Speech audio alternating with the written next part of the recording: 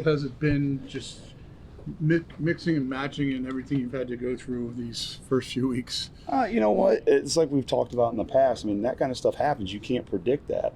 And that's why in the past there have been questions about, why work in different lineups, why work in different people in different spots, why taking guys from one spot they normally do. It's just you never know what's going to happen in the course of the season. Now for us, it's just happened early. You know what I mean? And you really just have to find a way to adjust and move on and give the guys the best chance to succeed and your team the best chance to win. And that's really the bottom line. Nobody wants to hear how difficult or not difficult it is.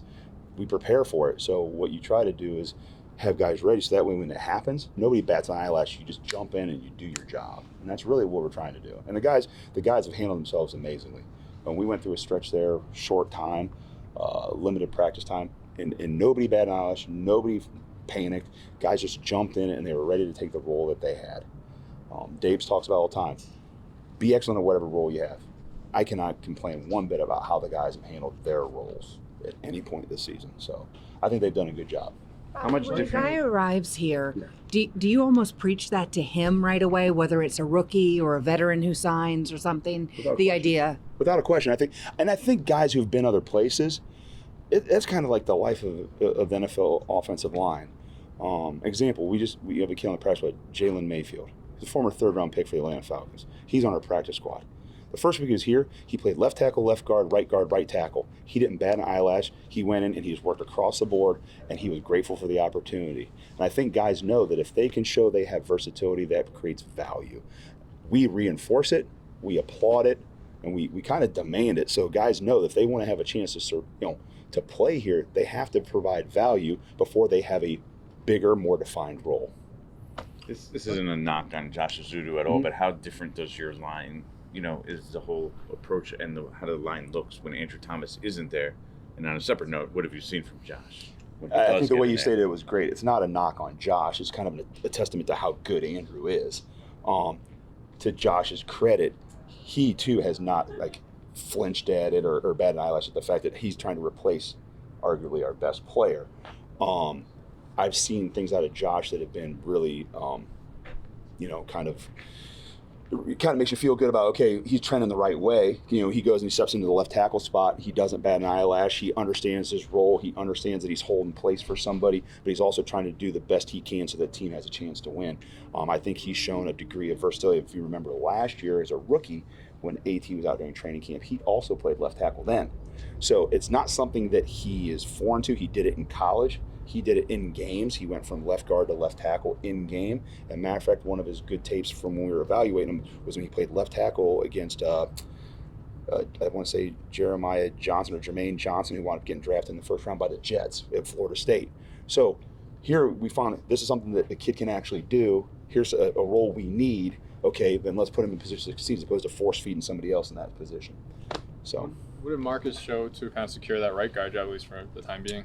I think Marcus has done an excellent job being put in that role. He's a smart, tough, and dependable kid.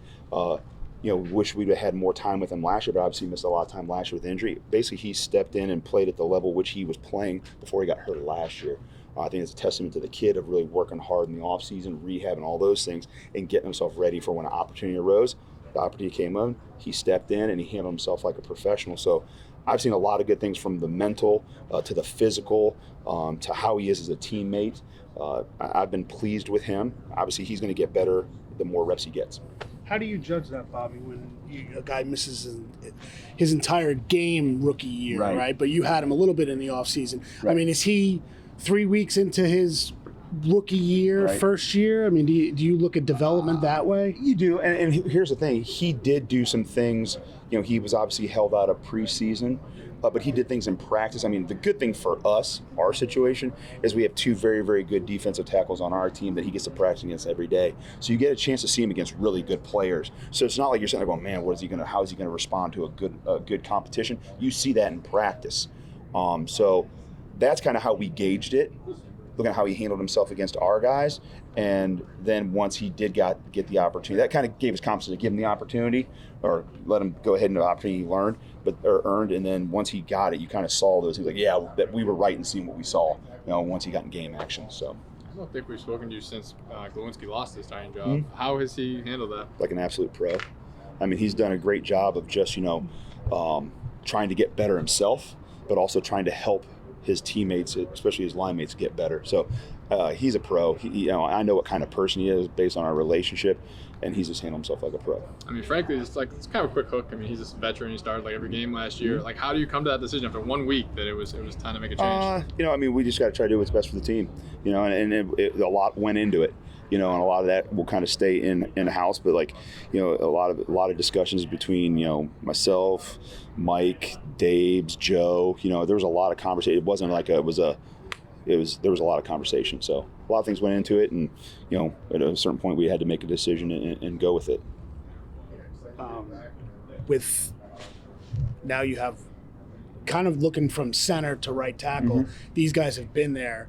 How much does it help Evan to have a guy that he's now potentially growing with, a young guy on that side? I mean, anytime you can get a degree of continuity, it's good.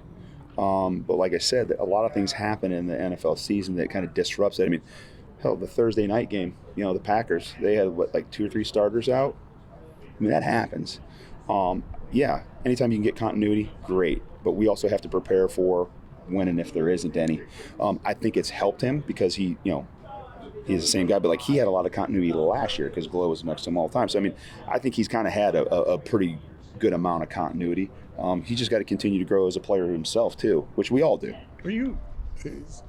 Daniel obviously is never going to say he's offended by anything, but were you, as his coach, who's somebody who thinks the world of him, do you get pissed off when you see what the 49ers said the other day? I'll be honest with you, I didn't see what the 49ers said until I know he was asked about it, and I saw his response. I didn't see what they said or anything like that. I thought, Daniel said it perfectly. When people win, they can say what they want. So it's all right. We get that. We understand that. Do I get mad? I mean, I have a lot of appreciation for Daniel and the way he handled it. That's what I'd say.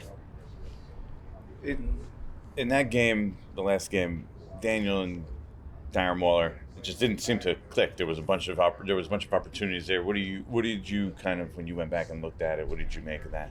Yeah, just a couple throws you'd like to have back.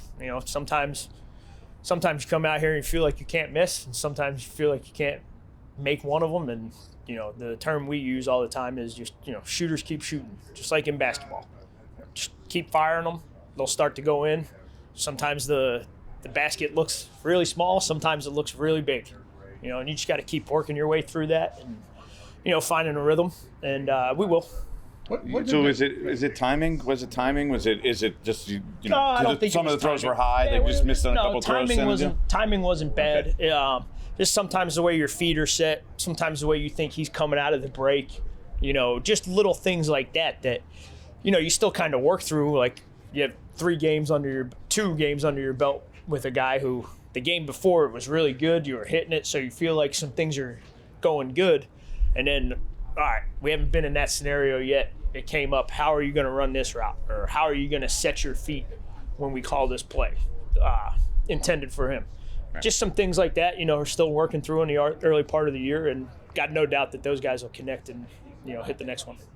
What did they do to take his legs away in that game? 'Cause that's obviously vital, especially when Saquon's not playing, to have that part of his game. What did they do to negate that? I don't necessarily think it was what they did. We like to, what I always tell Daniel and our guys is it's 80% what we do, 20% what they do. So I think from our standpoint is we can do a little bit better job of trying to look for some of those opportunities to go ahead and use our legs, which he's done great over the last year and a half. And sometimes it's, maybe me making a suggestion of doing 1 or 2 more of them. We all can help in that regard, not just, on him or them taking it away. How can we do a better job as a coaching staff of getting him into that mindset? Forgive my ignorance on this, because it is ignorance. So when you say he's doing these things, are you right there with him while he's doing those whatever he's able to do with the ankle and everything? Like, are Yeah, you of right course. there with him? Of course, Okay. of course, yeah. So Okay. like I said, he's doing well, Okay. and like I said, we'll see where he's at today. And like I said, he's had a really good week of preparation mentally, and being able to get out here physically and do some things for us. So along with the other backs that we have, we feel confident going into the game that we're going to be able to get the job done. Right. We've had a great week of preparation. And, Mindset- excited about Monday. Mindset wise, did he initially have to get over like, I have another freaking ankle sprain? Like, was there Not some really. of that? Not No? really. Okay. I mean, things happen in football. It's a long season. Obviously, it's not a major injury. Things like this happen. So he'll get healthy and move on and go on and have a hopefully a great rest of the year. Once he gets back out there on game day. Things that don't happen are running backs playing like 98% of the snaps before, as he did in Arizona before. What does that say about him or his value to you guys, I guess? Nah, he's in tremendous shape. As I've said before, when talking about his off-season preparation, the amount of plays he played in the game. He really wasn't tired at all. He was really fired up. Be able to play the game, to be able to help us, pull out a win. So, excited to get him back whenever he is back out there on game day. And like I said, we'll see where he's at today and go from there. The first game you guys don't have him. The Giants, a traditionally run-oriented franchise, run the ball the fewest times they have run the ball since 1989. People are going to say, well, they don't have Saquon, the whole offense changes. Is that true? That's not true. Fortunately, we have quality play, in Matt Breida and Gary Brightwell, Eric Gray, once he gets his chance to play. Our game plan really didn't change. Sometimes the game dictates, you throw the ball a little bit more, as it did against the 49ers. We'll see where we're at this week, but, we have complete confidence in the running backs, we have. They're going to be out there playing. Like I said, we'll see what happens with Saquon, but like I said, we've had a great week of preparation, as an offensive unit and as a running back unit. And, we're excited about Monday night. Everybody's trying to figure out, and, coaches included, just, what the rules are. You try to play the game each week to beat whoever you're playing, and game plans change and are dictated by what you think the best matchups are and all that. But really see him applying himself very well. He and I spend a lot of time together one-on-one, and really comfortable with where he's at.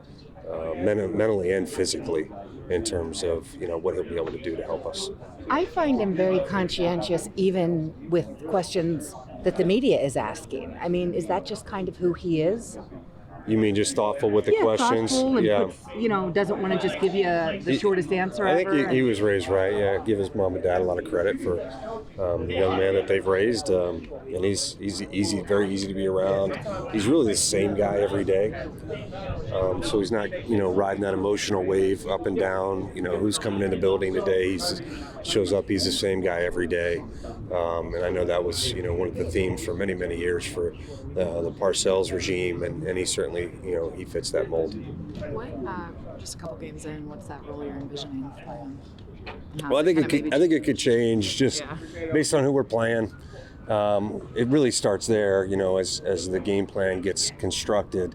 What covers are they playing? What's the pass rush that we got to deal with, and trying to factor all those different things. But I mean, the obvious things are everybody knows is he's a vertical threat for us, and I think it starts from there and then kind of work back from there. But I don't think there's any kind of limitation on any of the things that he can do. He's just a young receiver in the NFL. And you see most of these guys when they come in, very few of them come in and step in and be like, okay, bam. It's a little bit of a hesitate to say learning curve, because he knows what to do. It's just getting out there and learning the NFL game. You mentioned the time that you're spending with him one-on-one. What do those conversations consist of? It's really mostly just football, but we talk through the game plan, walk through the game plan consistently, like one-on-one, extra time, and he has no issues in terms of investing personal time, and is always very positive. And I think he and I both really look forward to those sessions. just talking about, what to do, not just what to do, but how to do it, why we're doing it this way, and trying to run each play as best as one could visualize, really with me and him, the only ones out there. Okay, this is where the defender could be on this route. This is where, the block would have to occur, or this is the way you would have to react if this guy does. So we talk through all those kinds of scenarios and try to play the game really in a kind of a 2 or one-on-one type of setting there, but visually. And I think he can visualize, what's going on, which is a skill that everybody doesn't have. How did he respond when he didn't have a target against the 49ers? I mean, he was. I mean, I'm gonna say he was good, but Right. yeah. I mean, just like anybody, he'd be disappointed that didn't have an opportunity to impact the game. But outwardly, he hasn't changed his demeanor whatsoever. He's a really pleasant kid, isn't he? I mean, he's fun to talk to. He's a good person. Does Dex like the idea that he now has someone who can spell him Oh yeah, for a short period of time? Yeah, both him and Leo. Okay. In all 3 games we've been able to do so far. A good job of rolling those guys and keeping them fresh. And obviously those 2 guys' numbers are going to be higher than everybody else. But they've been in the 40 plus, where a year ago they were 65 to 70 plays. So that allows them to stay fresh and go back out there and not be fatigued in the fourth quarter. I've been very pleased with what those guys have done for me so far. You're talking about the rotation. Like, what is the balance there? Because obviously you don't want to have your best players on the sideline in critical spots, but you do need to keep them fresh. How do you balance that? Well, I think part of it is we go into the game in the first series and say, hey, I'm only going to give you X amount of plays. If they get this many plays on a drive, I'm rolling you. So they expect for it to come. All right. And then, I may give them 2 series and then I roll them. Then the other guys go out there for a couple series. And then another part of it is a feel by me. I can look out there and I can tell in Dex's mannerisms, I can tell in Leo's mannerisms, when they need it. And then they feel comfortable that they have a signal that they give me, and then I give them back the signal saying 1 more play. And they know they just got to gear it up for 1 more play, and his backup knows, okay, 1 more play, you go. And they run out there and we run out. So, it's a combination of things to try to keep the flow going good. And so we make sure that, we don't have a penalty or anything like that too. So you didn't have really Nacho or A'Shawn full go for most of camp. Like, how did that make things maybe more challenging to figure it out, or are they kind of still finding their stride? No, I think A'Shawn's gotten better every single week. He gives us a physicality, that we didn't have a year ago. And Nacho can play all the different spots. And Nacho got to play in the last preseason game, and that was able to get the rust off. He's a veteran player, so it's not like you got a young guy that's still trying to figure it out. And so both those guys have been good. But before you came over, I was saying, the one guy that's been really surprising to me has been DJ Davison. Right. He's gone out there and he's played very well at Dex's position. He's gotten us pressures, half a sack on the quarterback, has played strong in the running game. And so to be able to have that has been real good. Now, don't get me wrong, he can't be Dex. You know what I mean? There's only one of him. Right. But he allows us the ability to feel comfortable that we can take Dex out of the game and still be able to go out there and compete at a high level. Yeah, I was actually going to ask you about that because obviously he was inactive the first game, and then Jordan has been the last 2 games. So what goes into that decision? Well, I just think for me, I still like Jordan a lot, and I still think Jordan is going to be a very good football player in this league, but he's still got some growth to go. And I think it's to our advantage that we're bringing him along at a good pace, And I go back to when I was in Minnesota and I had Danielle Hunter. The whole organization could see that this guy was a freak and was going to be a really good player, but he wasn't ready. I knew he wasn't ready, and he didn't play the first 5 games. And by the end of the season, he still gave us 8.5 sacks as just a nickel rusher. You know what I mean? And so, sometimes as a coach, you have to be patient to do what's best for the player, for him down the road in his career. And because we're fortunate enough that we can do that right now, that's a good thing for Jordan. Now, his time will come before the season's over, and I coach him every day, and we're trying to get him better every day. And so it's going to help him that when his time comes again, he's going to be able to go out there and perform at a level that we need him to. Has he been, this is the softball of all softballs, but has he been everything that you would have pictured him being in his first year so far as a Giant? Yeah, I mean, the guy's the consummate pro, the leader in any way in our room.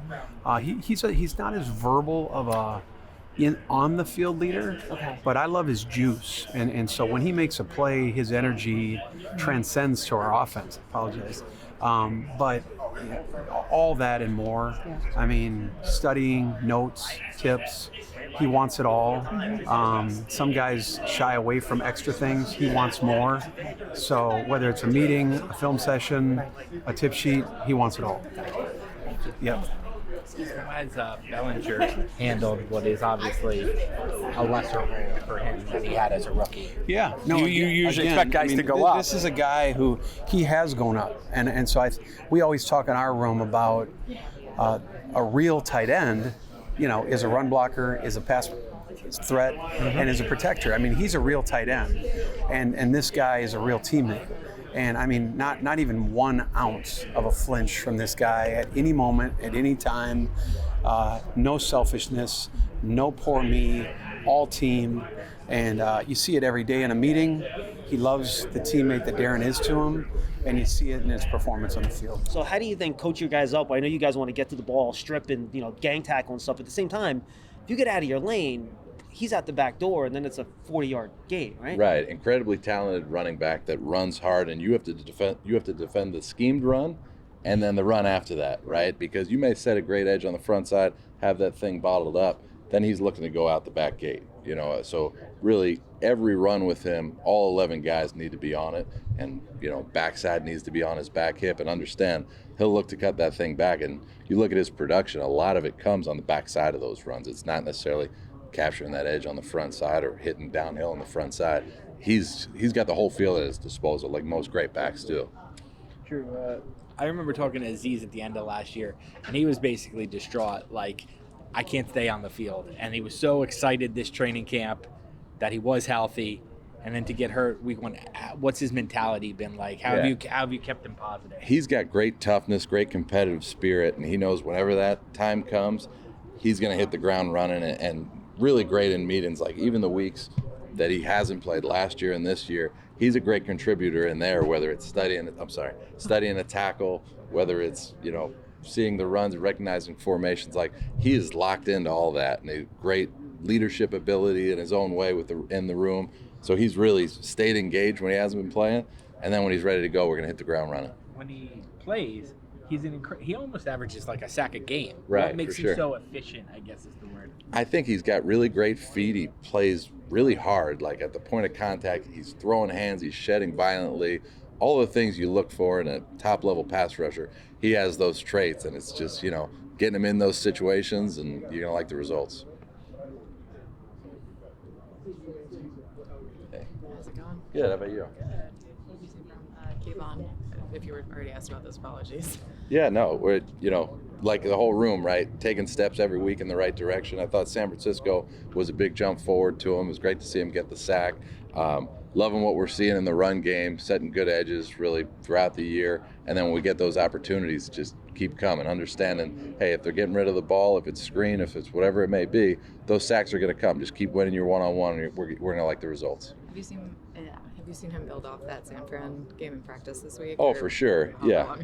Yeah, and I know it seems like a long time ago. That type of success, whether it's per play, per drive, per game, any kind of success that we see on tape, we try to build off of, take those things to the next game, the next level. And you see, with guys, there's that snowball effect. Once, start getting sacks, once you start setting great edges, once you start making big plays, that thing gets rolling, and you build that confidence. And we're excited for this week. It's a good challenge this week. You're obviously been around this system for a long time. I think outside people say, like, how come the Giants don't ask their outside linebackers to rush every single play? Why is there so much edge setting or drop back? Can you just talk from the schematic perspective of what you guys do a little differently than maybe teams that just have their edge rushers charge the quarterback every play? Yeah, for sure. I think one of our ultimately the goal is to play winning defense. So we're not necessarily concerned about, all right, where are we at in this ranking? Like our goal, and if you look at Wing's history, right, like he cares about being a winning defense a lot more than he cares about those things, and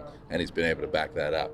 And then when you look at, let's say, schematically, whether it's our 5-down stuff and you don't know which guy's dropping, that's a challenge for an offense. And especially when you get in our 4-down stuff and you don't know, is it one guy dropping, no guys dropping, both guys dropping on the edge, it makes it so you're able to generate free runners on the quarterback. You're able to generate matchups inside, which have been helpful for our inside tackles, that they're going to get singled up because if you sit and double team them, now you might get 2 free runners on the play. So really it's a system designed for all 11 to make plays, be productive, force the ball out quick, which is something we value. You look at, analytically, if quarterbacks are getting the ball out quick, they're not eating up yards, they're not throwing it to their number one target. All those things add up to success and really the winning defense that we're aiming for.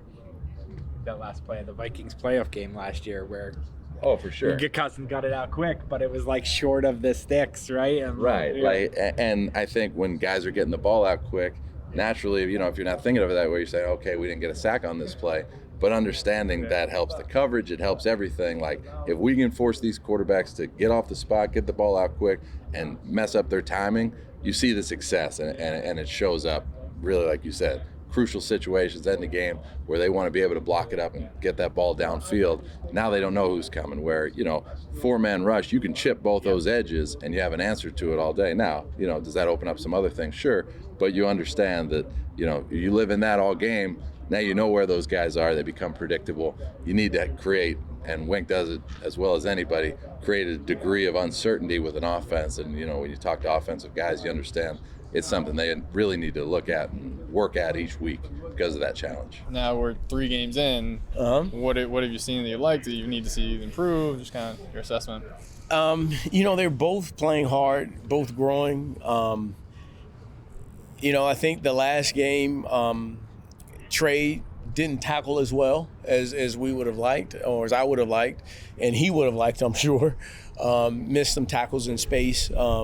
So he's got to work on that and not stopping his feet when he comes up to a tackle.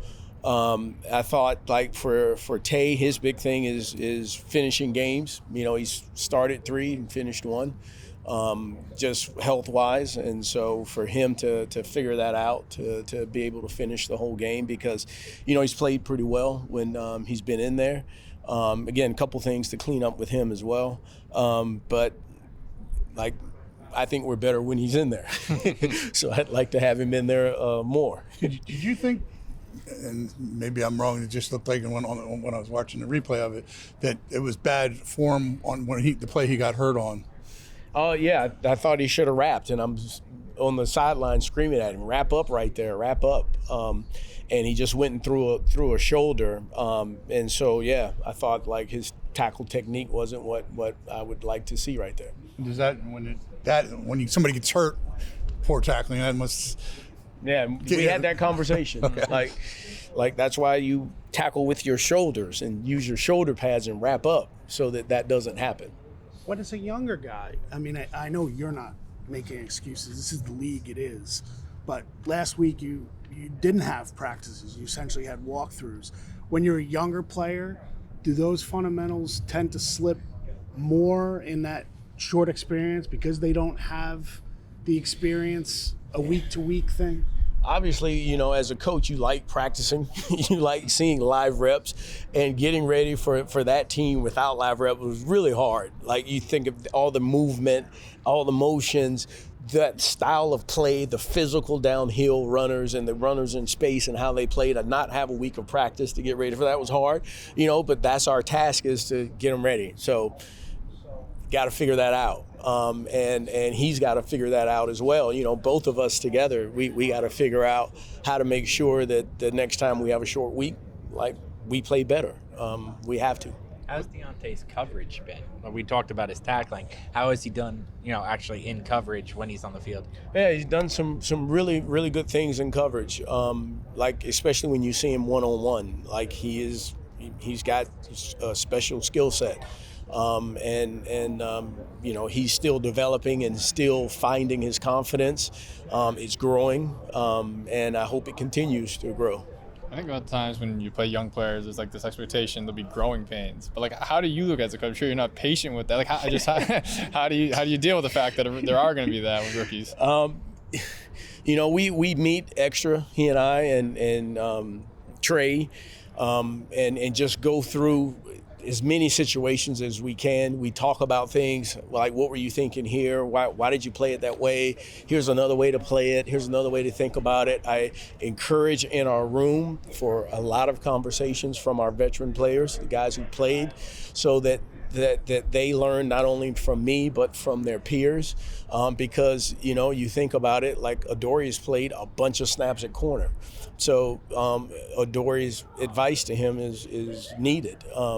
Bobby McCain has played a bunch of snaps in this league, so like when you have like pros like that can help them, I encourage that to help their maturation and help them grow at a aggressive clip, because we need them to.